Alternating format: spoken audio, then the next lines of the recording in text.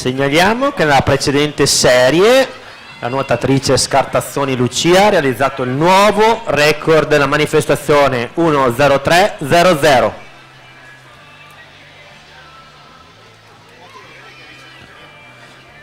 Sono partiti per la serie numero 11 della categoria esordienti maschi. Alla corsia 1 Andretta Alice Adrianuoto, alla corsia 2 Cavuoto Carmine Sanvito, corsia 3 Sitte Emanuele Wispen Moto Cordenus, corsia 4 Gagliazzo Filippo rappresentativa Idros, corsia 5 Collodo Nicola Rana Azzurra, corsia 6 Rigone Ettore Acquarea Vicenza.